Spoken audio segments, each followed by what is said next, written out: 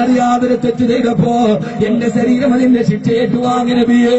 നാളെ പരലോകത്ത് വരുമ്പോ ഇതിന്റെ പേരിൽ എനിക്ക് നരകം കിട്ടുമോ യാ റസൂലല്ലാഹ്?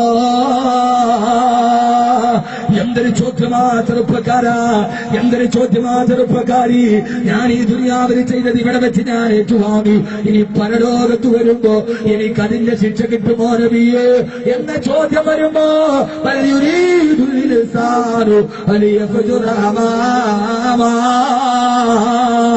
ഇത്രയേറെ തെറ്റുകളുടെ കൂമ്പാരങ്ങളെ ചെയ്തു കുട്ടിയുണ്ട്.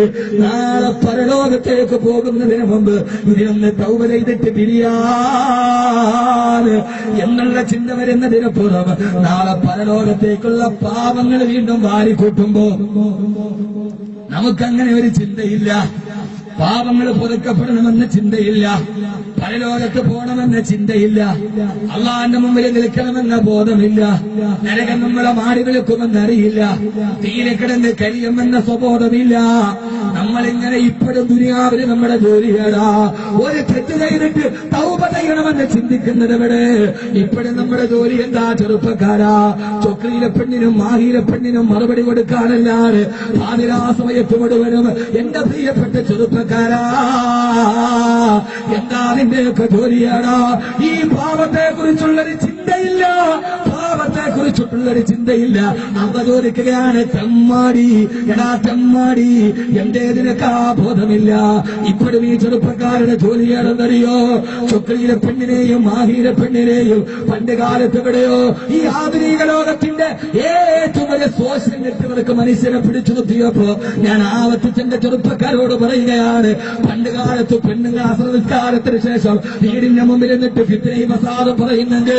ഇന്ന് ഏറ്റവും വലിയ നരകം വിലക്ക് വാങ്ങുന്നത് ഫേസ്ബുക്കിലൂടെയാണ്, വാട്സപ്പിലൂടെയാണ്. എന്റെ പ്രിയപ്പെട്ട ചെറുപ്പക്കാരാ, ഇന്നെന്റെ ചെറുപ്പക്കാരൻ നരകം വാങ്ങിക്കുന്നത് വാട്സപ്പിലും ഫേസ്ബുക്കിലുമാ. അതൊരു നല്ല കാര്യത്തിന് വേണ്ടിയാണെങ്കിലും ഒക്കെ പ്രശ്നമില്ല. മറ്റൊരുത്തിന്റെ പുതുക്കുത്ത് നടത്താനും മറ്റൊരുത്തിന്റെ മറ്റൊരുത്തിന്റെ വ്യക്തി ജീവിതത്തെ താറുമാറെടുക്കാനും വേറൊരുത്തിനെ കുറിച്ച് അപവാദം പറയാനും അതാരും ഉറപ്പില്ല. വല്ലാഹി പടച്ചതം മുരാനെ തന്നെയാണ് സത്യം. ഞാൻ എന്റെ ചെറുപ്പക്കാരോട് ചെറുപ്പക്കാരികളോട് പറയാ, നിങ്ങൾ ഈ ചെയ്യുന്ന ഈ പോക്രിത്തരങ്ങൾ, നിങ്ങൾ ഈ ചെയ്യുന്ന തെമ്മാടിത്തരങ്ങൾ, അയൽപക്കത്തെ പെണ്ണിനെ കുറിച്ച് അനാവശ്യം പറയാൻ, കുറിച്ച് അപവാദം പറയാ. ഇത് എന്റെ പ്രിയപ്പെട്ട സഹോദര, ഒരാളെ കുറിച്ച് അപവാദം പറഞ്ഞിട്ട് നിന്റെ അക്കൗണ്ടിലേക്ക് ഒരു വാർത്ത വന്നാൽ അത് ലൈക്ക് അടിക്കുന്നതിന് മുമ്പേ നോക്കണം, ഇത് വാസ്തവമാണോ, ഇത് ശരിയാണോ.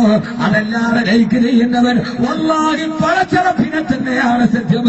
അവൻ അള്ളാന്റെ നരകത്തിലൊരു സീറ്റ് വിലക്ക് വാങ്ങുകയാ.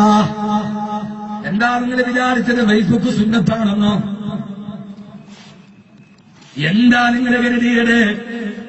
ഞാൻ പറയുന്ന സമയത്ത് കൃത്യമായി പറയേണ്ടതുണ്ട്.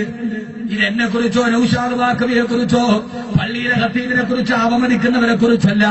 ഈ പറയുന്ന അയൽപക്കത്തെ പെണ്ണിനെ കുറിച്ച്, അവനവന്റെ പെങ്ങളെ കുറിച്ച്, അവനവന്റെ പെണ്ണിനെ കുറിച്ച് പോലും പറയുന്ന ഏറ്റവും വലിയ വ്യഭിചാരത്തിന്റെ കഥകളായി മാറുമ്പോ, യൂട്യൂബ് മുഴുവനും വ്യഭിചാരത്തിന്റെ കഥ മാറുമ്പോ, മാഹിയിലെയോ ചൊക്രിയിലോ അങ്ങാടിയില് അരമനയുടെ അകത്തളത്തില് പേടിയില്ലാത്തൊരു പെണ്ണുങ്ങള്, ആഗ്രഹത്തെ അറിയാത്ത പെണ്ണ്, പരലോകത്തെ പേടിക്കാത്തതിന് പെണ്ണുങ്ങൾ വാക്ക് പറഞ്ഞപ്പോ മാഹിയിലെ പെണ്ണുങ്ങളെ കണ്ടിക്ക, ചൊക്രിയിലെ പെണ്ണുങ്ങളെ കണ്ടിക്ക, ചൊക്രിയിലെ പെണ്ണിന്റെ കണ്ടില്ലെങ്കിൽ ഇങ്ങോട്ട് വാന്ന് വിളിക്കുമ്പോ എന്റെ പ്രിയപ്പെട്ട പെൺപക്കാരാ, അതിന് മറുപടിയായി പാതിരാ സമയത്ത് കോഴിക്കോട്ടെ ചുള്ളന്മാരെ കണ്ടിക്ക, മലപ്പുറത്തെ ആണുങ്ങളെ കണ്ടിക്ക. ആണുങ്ങളത് കാണണമെങ്കിൽ പെണ്ണുങ്ങൾ ഇങ്ങോട്ട് വരാൻ വിളിക്കുമ്പോ എന്റെ പ്രിയപ്പെട്ട പെണ്ണ് നീ കാണിക്കാൻ വേണ്ടി വിളിക്കുന്നതില്ലേ? ചൊക്രിയിലെ പെണ്ണും മാഹിയിലെ പെണ്ണും ഏത് ചെറുപ്പക്കാരന് കാണിച്ചു തരാമെന്ന് നീ കാണിച്ചു കൊടുക്കുന്ന നിന്റെ ഈ പച്ചമാംസമില്ല പെണ്ണ്, ആ പച്ചമാംസം എന്താണെന്നറിയോ? നാളെ മണ്ണിന്റെ അടിയിലും മരത്തി കിടത്തിയിട്ട് മണ്ണിട്ട് കൂടിയാൽ 4-ാമത്തെ ദിവസം വേണ്ട, 5 ദിവസം വേണ്ട, 4-ാമത്തെ ദിവസം പുഴുത്തു നാറിപ്പോകുന്ന നിന്റെ ഈ പച്ച തുണിയല്ലേ, നിന്റെ ഈ തൊലി വെളുപ്പല്ലേ നീ കാണിച്ചു തരാമെന്ന് പറഞ്ഞത്? ഏത് എന്നാലും കാണിച്ചു തരാം. ഏതാ പെണ്ണ്? 6 അടി മണ്ണിൽ വെച്ചിട്ട് 4-ാമത്തെ ദിവസം കവറൊന്ന് തുറന്നു നോക്കിയ പുഴുക്കളുടെ വായിലിരിക്കുന്ന നിന്റെ വെള്ളത്തൊലിയാണോ ഈ തൊലിയുടെ വെളുപ്പാണോ കാണിച്ചു കൊടുക്കാന്ന് പറഞ്ഞത്? കബറിൽ കിടക്കും നിങ്ങളെല്ലാം സ്ത്രീകളെ, അറിയുന്നതാണ് അഴുകുന്നതാണ് മാംസമെല്ലാം പെങ്ങളെ. കബറ് കടക്കും നിങ്ങളെല്ലാം സ്ത്രീകളെ, അഴുകുന്നതാണ് മാംസമെല്ലാം പെങ്ങളെ.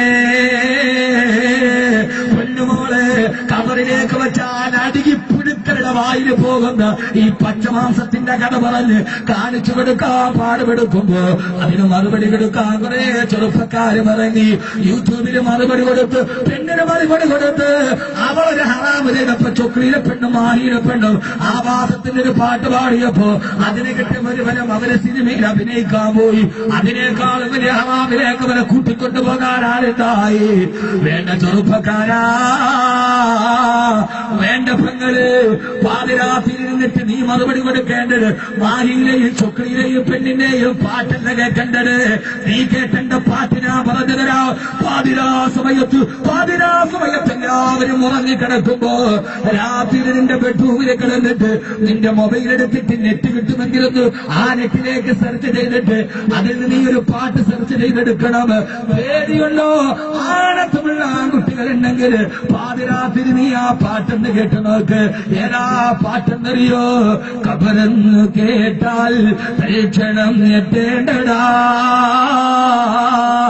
കണ്ടാലുടനെ വാവിട്ടു നീ കരേണ്ടടാ,